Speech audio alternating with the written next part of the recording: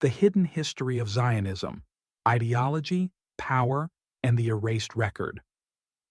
Every revolution has its origin story, one of ideas, ambition, and silence. At the dawn of the 20th century, a new movement emerged from Europe's salons and student cafes, not born from faith, but from the language of nationalism.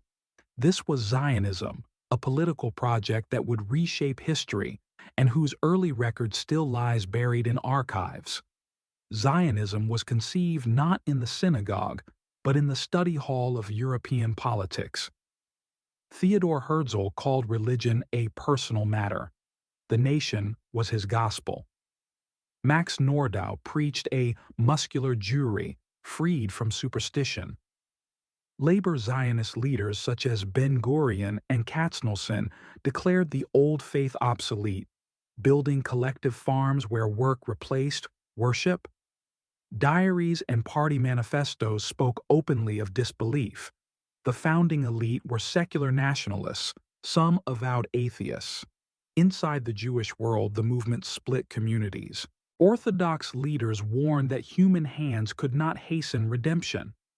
Assimilationists in Berlin and Vienna saw nationalism as regression. But Zionist offices drew new lines. The Halutz, young, productive, loyal, was welcomed. The elderly, the poor, and the religious often were not.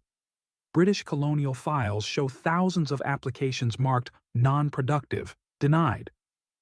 Herzl's own essay, Mauschel ridiculed the diaspora Jew as weak and servile, an image the movement vowed to erase. In 1933, while Jewish groups abroad called for a boycott of Nazi Germany, Zionist officials signed the Haavara Agreement. It moved Jewish capital through German goods bound for Palestine. A lifeline for some, a breach of boycott for others. 60,000 immigrants left through this channel. The documents bear both the Star of David and the Reich Eagle on the same page. Revisionist Zionists found common ground with fascist Italy.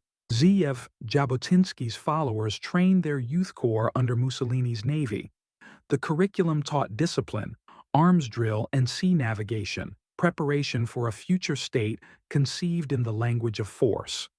By 1941, an extremist Zionist faction, Lehi, the Stern Group, proposed direct alliance with Nazi Germany. Their letters promised cooperation against Britain in exchange for recognition of a Jewish state.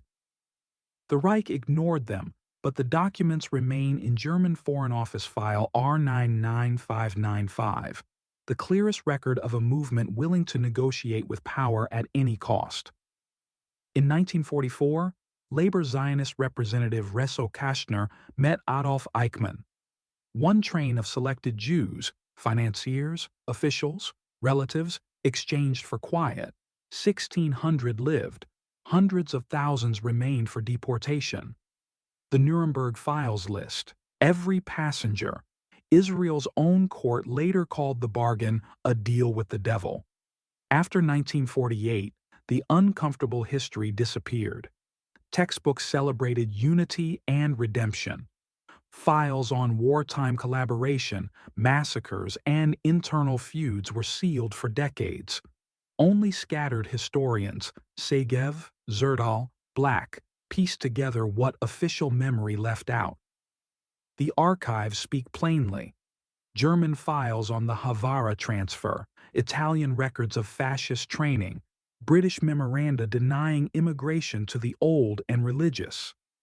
Each entry contradicts the sanitized legends still taught to millions. Every nation writes its own mythology. But archives remember what myth forgets. The record endures, a mirror waiting for those who choose to look.